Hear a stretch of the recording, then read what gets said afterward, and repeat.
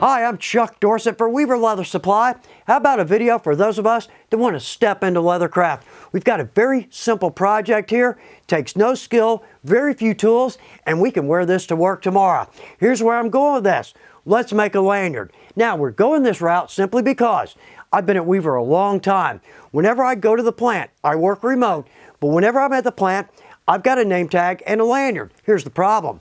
That's a nylon lanyard. I'm a leather worker. This simply is not right, and we need to correct this behavior. All right, so anything I use in this video, weaverleathersupply.com, or check below. We've got links there, going to take you straight to the website. Also, if you want to know when our videos release, just click your notifications. You'll know exactly when these come out. So let's step over to our pattern table and look at our pattern. We've got a simple pattern here. We'll look at a digital pic here shortly, but we're going to talk about what we're doing first. That's going to help everything fall right into place, and we're going to take this one step at a time. Now, part of the point of this video, so we don't need to buy a large piece of leather simply to get a 40-inch plus strap out of that. We can cut this out of smaller pieces.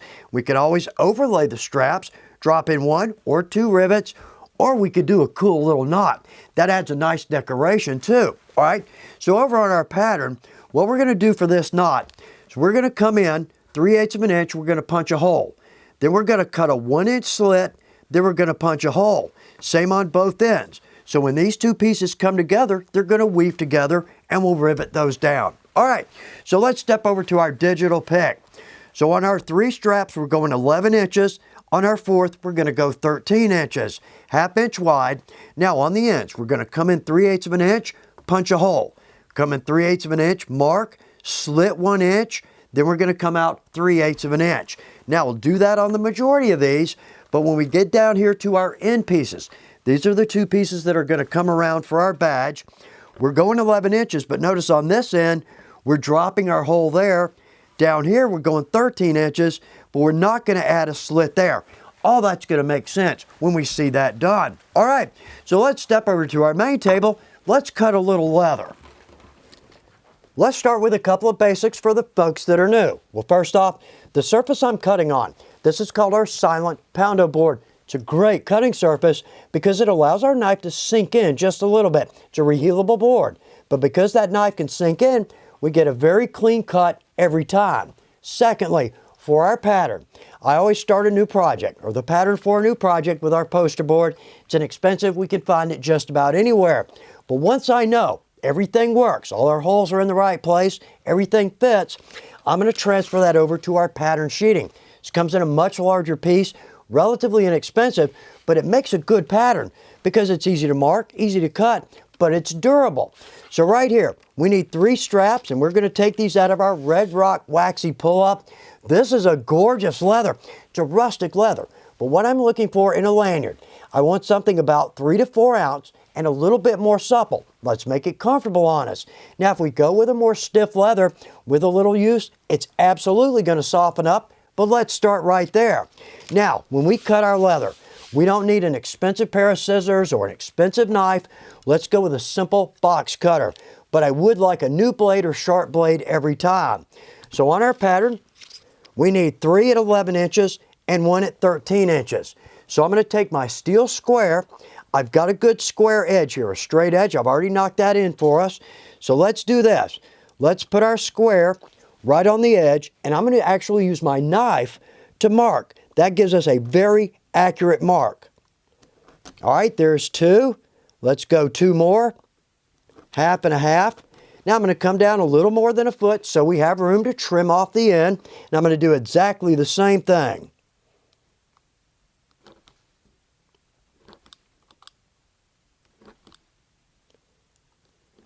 Good, now 12 inch we can absolutely cut with this square. 13, we'll have to jump over to our straight edge. But let's cut our first strap out of this. Yeah, notice how easy that cuts, and look at that good clean line.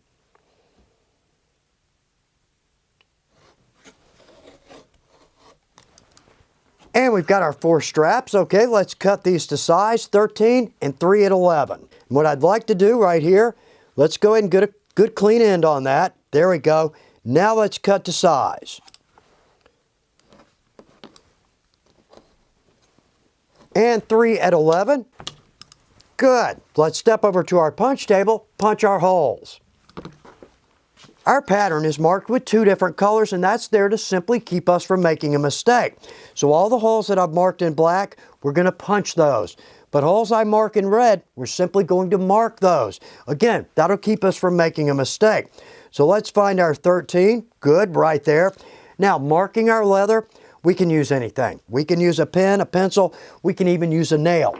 But I'm going to use our heavy-duty awl. This is one of the most useful tools in my shop. So let's mark both colors of holes on all 4 pieces, both ends.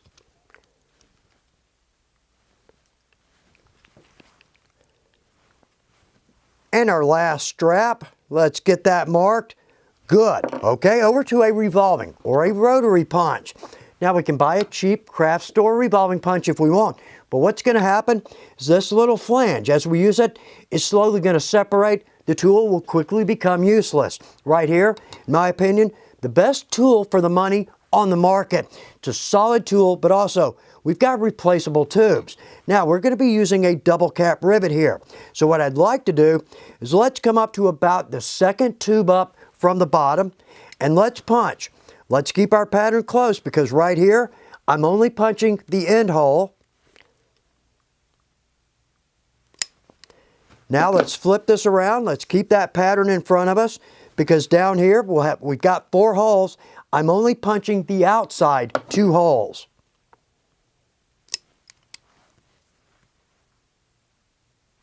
Good. Notice how easy this punch is. Okay, I'm going to do the same thing to the other 3 straps. Good. Everything's punched. All right, let's do a quick reset because we're going to use a tool we don't have to use, but it's a nice touch. Okay, let's add a round end punch. We don't have to add one of these. We can simply clip the corners, we can cut a round end, or we could leave it right where it is, but it's a nice touch. And we've got these in sizes from 3/8 of an inch all the way to a 2 inch. So on each end, let's punch. Good.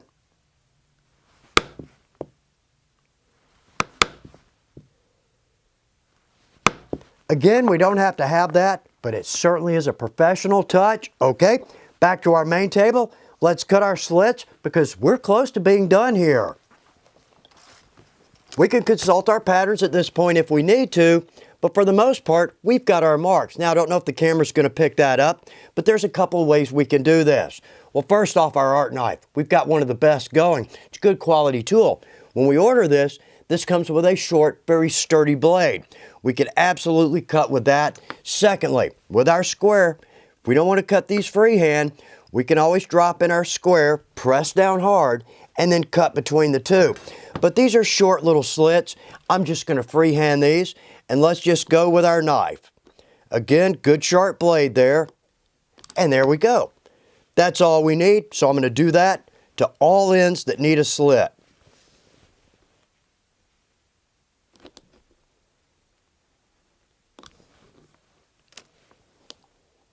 And that's easy enough. Now, if these aren't exactly 1 inch long, that's not an issue, but I would like these to be parallel to our edge. All right, back to our punch table. Let's knock this together. Let's start by separating our 2 end pieces out. So we've got our 13 inch, easy enough. The next one, what we're looking for is a hole in a slit, no hole on the inside. There we go, okay? So with these 2 pieces, I'm just gonna call this my left and my right. So I'm going to take my left and I'm going to come through the slit on the right. Good. Now I'm going to take the right and then go through the slit on the left. Good. Okay. Now it's going to take just a little bit to try to work this to get this consistent, but we will get it there. So let's work that just a little bit. There we go. That's not bad. And we can work it just a little bit more. Okay, so we're going to go with the smallest of the double cap rivets. This is the 1/4 inch. Now, this is technically more for, say, 2 4 to 5 ounce. We've got 2 3 to 4. Where I'm going with that is let's just do our best to keep our rivet post or our rivet setter as straight up and down as we can. So I've come through the back, then through the front. One thing I love about the double caps, in fact, it's the only rivet I use, we can snap that cap down without actually setting it. Now we're going with the antique brass to match our lanyard snap. So again, let's just do our best. Keep that rivet setter as straight up and down as we can. Very nice. That wasn't hard. Okay, same on this end.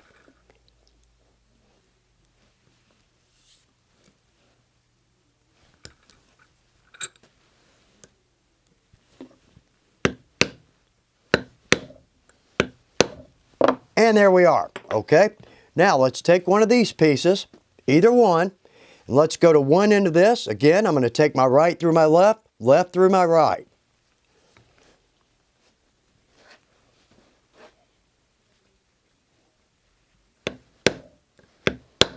And those two pieces are set, okay? So on this end, we've got our hole and our slit. On the other end, let's come in with our 13-inch piece, and again, left through the right, right through the left.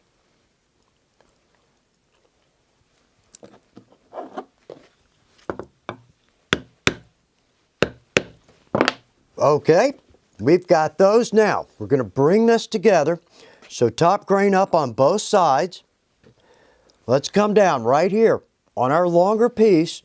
We're going to come through the shorter with a slit.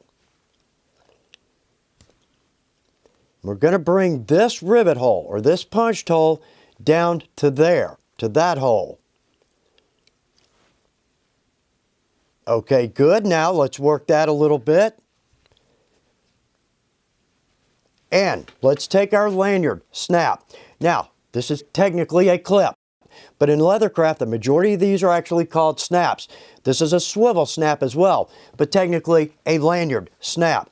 So let's put this on, and I'm so bad about forgetting this part. Let's make sure we get that in. Let's take a rivet post. I'm going to come through that back piece of leather, through our second piece, and then through the face. There we go. Notice we've got top grain up on both sides. So let's set our rivet here.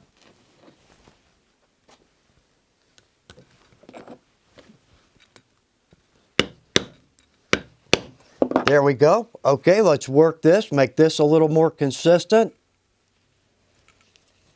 Good, there we go. Okay, looks pretty nice. Let's get a better look at this. I think we've got a good looking lanyard here. For me, less is more. I like having just the knot on that, but make this your own. A great place to start there. We just did one slit here. We could absolutely add multiple slits, extend that knot. That would look good. Now we went with a red rock. We've got some gorgeous colors in this, but the big point, we've got smaller panels. We don't have to buy a large piece of leather. But at the same time, at Weaver, we've got all kinds of gorgeous leathers that would make some beautiful lanyards. All right, so let's do something I should have done a long time ago.